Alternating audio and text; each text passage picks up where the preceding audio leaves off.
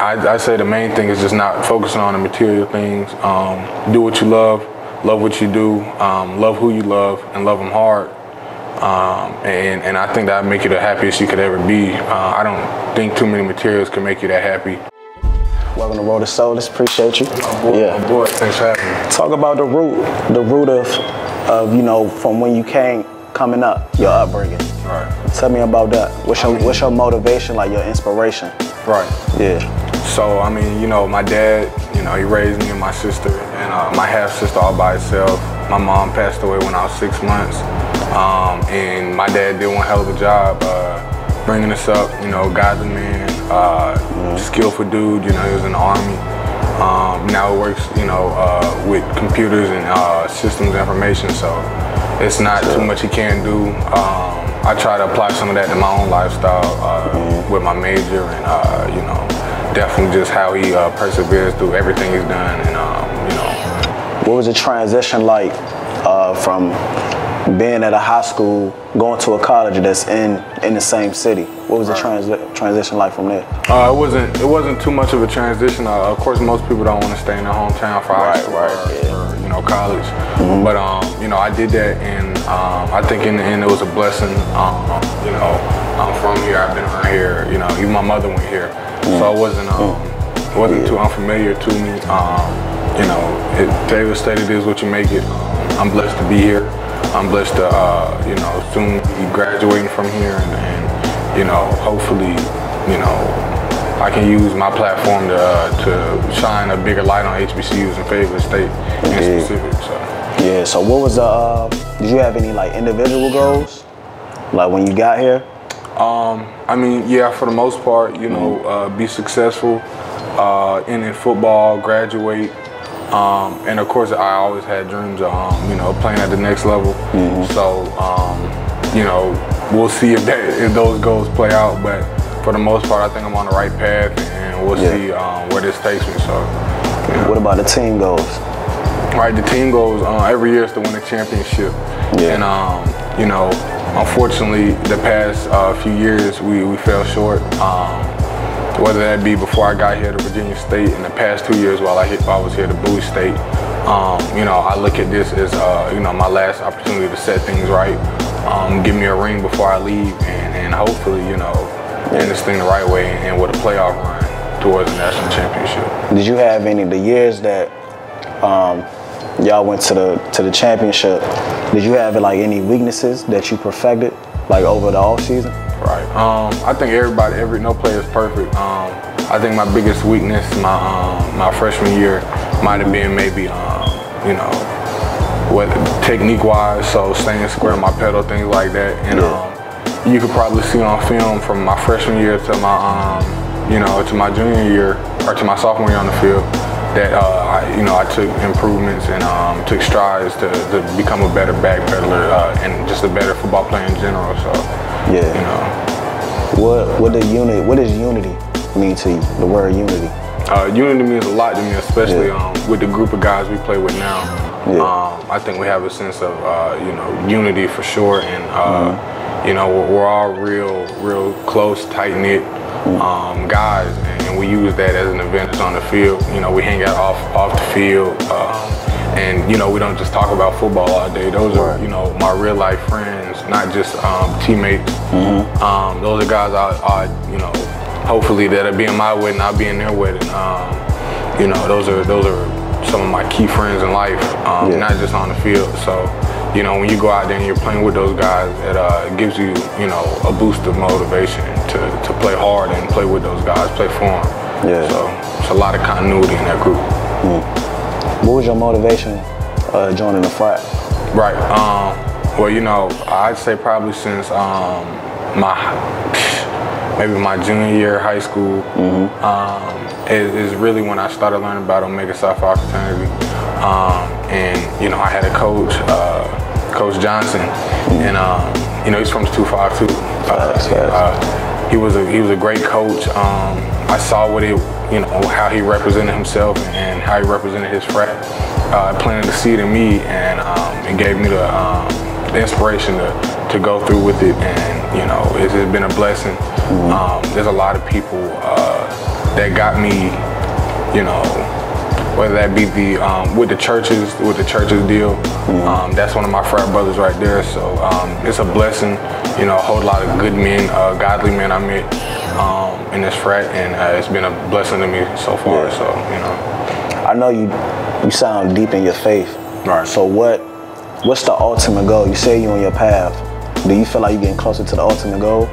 I mean, my ultimate goal in life is, you know, be a godly man, raise godly children, and you know, that is an everyday fight. That's not, you know, something that might change from day to day. That's, you know, that's always an uphill battle, becoming closer with God, learning more. And I think the most important thing I could tell anybody to do is read. No matter what your faith is, just read. Literature and knowledge is the most powerful thing you can have as a person. And the more you read, the more you'll know.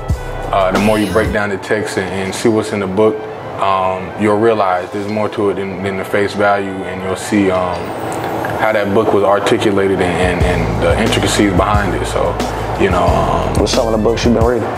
Well, you know, for myself, I'm a big Bible reader, clearly.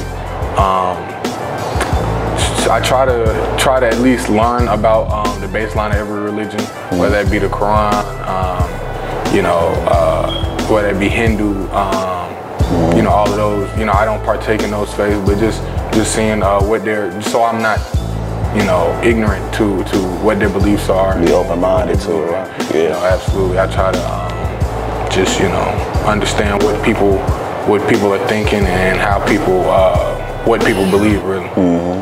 What's some of the, using your platform, how do you feel like you can develop lives using your platform specifically?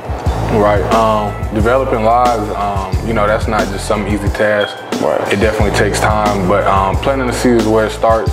You know, somebody passed on the street, simply saying, you know, oh, how you doing, how's your day going? You know, taking the time to speak to them, that'll, you know, kind of at least plant a seed, you know. Maybe you don't know what they were going through that day, you don't know what they were thinking, you don't know what they've been going through. So, you know, just being kind to people, speaking to people. Too many times, you know, people just walk around, you know, just kind of immersed in themselves and in their own world. Sometimes, you know, there's nothing to, you know, take yourself out of that and, you know, see what other people have going on. You know, you being that bright light might save a life one day. So, you know, you just speaking to people, being a positive influence to people, and just doing what you do. I think that develops people more than anything, really. Just being you, being a good person. So on the daily. So does being a good person can benefit you successfully or material things? I mean, in the long run, I just think, you know, being a good person doesn't necessarily mean you'll have material things. Some of the greatest people are some of the poorest people. Right. So, you know, I say the main thing is just not focusing on the material things. Do what you love what you do, love who you love, and love them hard. And I think that'll make you the happiest you could ever be. I don't think too many materials can make you that happy.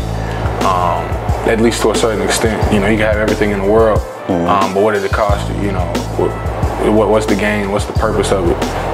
Knowing your purpose, knowing why you do it, who you do it for, that'll probably be the thing that gives you the happiness and fills the empty spot that some people may have. Let's dive into the game. Like before every game, do you got like a ritual that you always do, or a prayer, or you know, anything that gives you that reminder? Right. I mean, before every game I pray. I just pray to, you know, that I play in God's name and you know, He take away any fear or doubt I have in myself. And He gives me the power to play in a manner which would best suit Him and the glory of Him. But as far as rituals or you know, like doing the same thing, you know, I stretch, do my yoga, pray before I go out there, and play this violent game that I love to play, and that's about it. I don't think too much goes into it. The more you're prepared, the less stress you'll feel when you're out there on the field. So, you know, as far as rituals and stuff like that, you know, just praying and doing all the things I need to do for my body before a game. That's about it. Right. What have you learned throughout playing the game since you was young? Like, what's some of the life lessons that you learned? I learned plenty of life lessons. I'd say the biggest is the way you practice or go about your daily routine is how you're going to perform, whether that be, what do you do? Okay. On football, you know, however you practice throughout that whole week, it's probably going to reflect how you play on Saturday. And you could implement that in the classroom, what you do during the week, you know, going through the lessons, writing down notes, stuff like that. Those mannerisms is what's going to be the difference between an A and an F.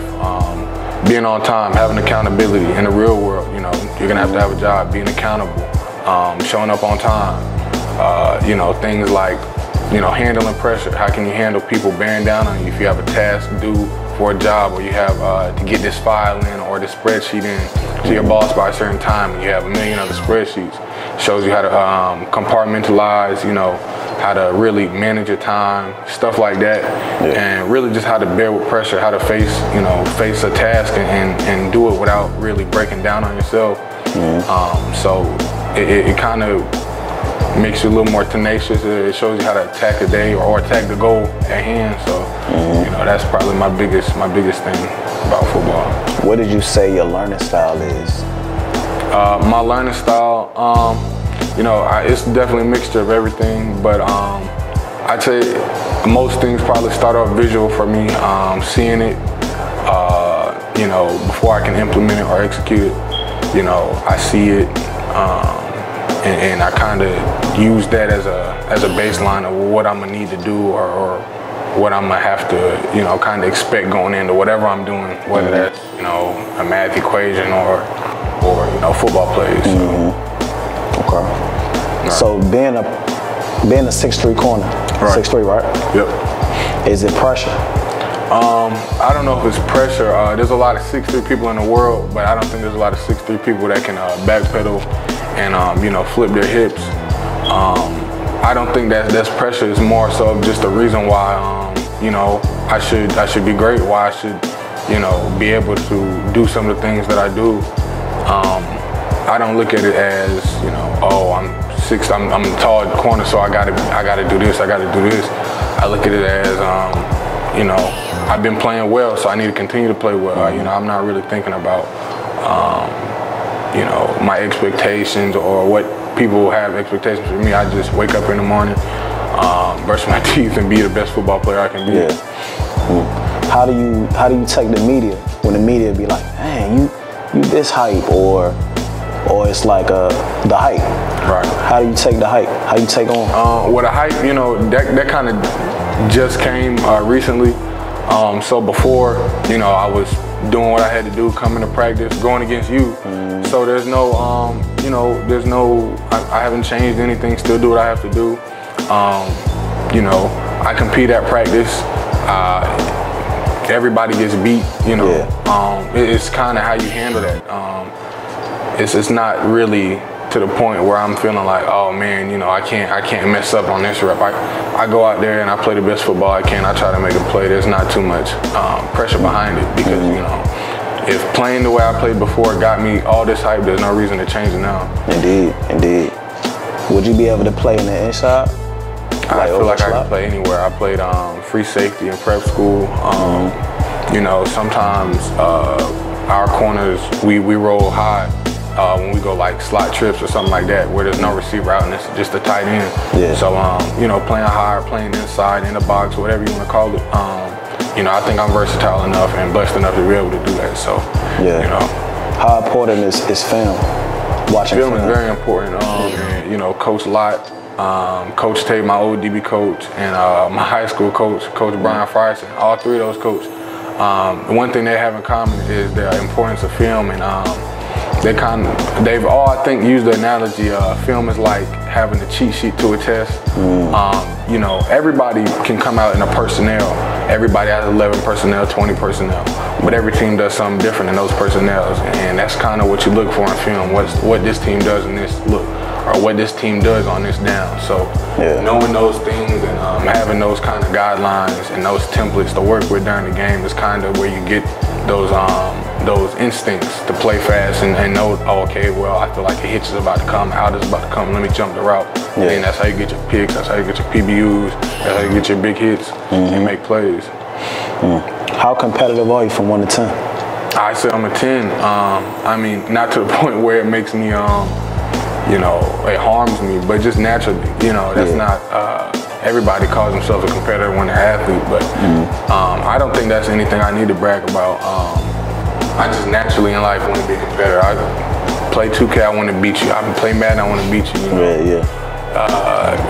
Whatever it is, you know, I go bowling with my girlfriend, I want to beat her. Ping pong, she beat me, and I'm still mad about that. So it's not really, it's not it's not something, you know, I'm just sitting here boasting about. It's just, as me, I like to compete, and I think that starts at a young age. Some people, they kind of lose that competitiveness. They think it's, you know, they want to be too cool, stuff like that. But you know, I get a sense of accomplishment when I beat somebody, or when I complete a task or accomplish a goal. And I think that's a good thing in life to have, to compete, whether it's in the real world, classroom, or on the field. All three of those would definitely, that'll somehow, you know, positively impact you. Competing against yourself, competing against, you know, the next man. It makes you a better you. So say if an NFL coach get in contact with you, what do you think he should look out for as far as a person and an athlete? If he sees me and he's wondering, like, scouting you, right? He's looking. Are you saying looking out negatively or positively? Like, either way. I mean, you know, the first thing I'm assuming he would say is, you know, something about my height and my length. You know, that's probably gonna be the first thing to pop off the screen. That's the eye test. And you know, that's the eye test, like you said. That's the first test. How does the guy look? And you know, I get compliments on that, but I think the biggest compliment I can get is, you know, the way I you know, play. You know, it's cool to be big and tall, but there's a lot of big and tall guys that aren't good. And I want to be the best big and tall me I can be. I don't really just want to be big and tall. I want to be a good football player. So hopefully he's looking at my speed, me bursting to the ball, me being fluid in my transitions. You know, me being physical, me competing, me being hungry. Hopefully those are things that they're looking at, and not just my size. Even though that's definitely an added benefit that I don't take for granted. God give him. What's some of the, like, okay, playing 4 years in college, you know, the schedules is hectic. What you do for your mental health? For my mental health, you know, I've always been a real laid back guy. I'm not too stressed out, and you know, I thank God for that, and I think that might, you know, deal something with my faith, and just knowing I can only control what I can control. Anything past that is beyond me. You know, that's hard right there for a lot of people. A lot of people don't know how to just let go. I know when I do my obligations, I control what I can control. It's out of my hands, and I let it go. And you know, anything past that is senseless to worry about. So I be the best football player I can be. I be the best athlete, the best man I can be, and then let everything else play out. What's something in the combine that the scout should look for? You know, the combine is really just, I say, a test of athleticism. And I think I'm very athletic. You know, I think they'll be very impressed with my 40 and very impressed with my vertical. But hopefully they're equally impressed with my, you know, ball skills, flipping my hips, my back pedal, and getting out of my brakes. So those are things, you know, that I'm all hoping to impress them on, not just my, you know, God-given abilities, like my speed and my jumping. Even though, like I said earlier, I definitely don't take that for granted. How you plan on utilizing your degree? With my degree, is management information systems. I wanted to work in the IT field and hopefully open my own IT firm. Of course, you know, that doesn't happen overnight. I'd probably start with an entry-level position, work my way up, you know, manage my money properly, and maybe invest it to the point where I'd have enough money to open up or start opening up my own firm and get into the workings of that, even though I'm sure that'd take even more education and, you know, just experience working with the right people, knowing who to contact. It's definitely a lot of times about who you're shaking hands with. and their impressions of you. So hopefully, you know, I'm giving off good impressions through that whole ordeal, and meeting the right people and shaking hands with the right people. So yeah, networking. Right, absolutely, networking. What about humble? The word humble. Humbleness is a big thing. You know, you can be humble and confident, and you know, some people kind of mistake that. A lot of humble people are confident, and they're not just you know, humble to the point where they don't believe in themselves. That's not necessarily being humble. I think I'm a humble person, but also, you know, I think I'm a confident person. Not overly confident or cocky, but I just know the things that I can do, and I've seen the things that I can do, and I know what standards I should hold myself to. But you know, I'm humble to the point where if I mess up, it's just back to the drawing board and working harder. You know, so you know, being cocky, stuff like that. If a cocky person gets beat, a cocky person might stop competing. If a confident person gets beat, a confident person knows he's gonna make the play the next time around. So you know, I think those two are kind of almost parallel. Being confident, and being humble, they should go hand in hand. That's real. That's real. What's the mindset finishing out the season? My mindset is to finish out hard. Hopefully harder than I even started. You know, when you start taking your foot off the gas, that's when bad things start happening. So every week, you know, I kind of challenge myself to practice a little harder, run a little harder on the sprints than I did last week. You know, or spend a little more time in film, whatever it is. Because a lot of times when you're not working hard or you know, going after it, and maybe you're not necessarily getting worse, but somebody's getting better, which in comparison to them is making you worse. So, you know, I'm still getting after, I'm still grinding, I'm still staying after, trying to get on the gym machine, work on my hands, work on my back pedal, all of that. What do you tell the young athletes that's basically taking your route, or just coming up in any HBCU? Like, what advice would you give them? Right, man, keep your head in the right place, stay away from the wrong crowd, and just work hard. You know, not everybody is gonna be the same, you know, build or have the same skills, but you find your skills, you utilize them, you work hard at it. You know, I can't think of too many times where somebody gave it their all and didn't at least get some type of positive accomplishment from it. So if you give your all to something, 9 times out of 10, you're gonna get something back out of it. So whatever you put in, whatever seeds you plant, those are gonna be seeds that you grow. Whatever you're watering, whatever your daily routine is, those type of things play into where you're gonna end up coming out at. So appreciate you, bro. Absolutely, absolutely. Yeah. Appreciate you. Yeah. Road to Soulace. There you have it. Road to Soulace. My guy Joshua J. Will Williams. Yes, sir. Make sure y'all stay tuned, man. He got great things coming. Absolutely.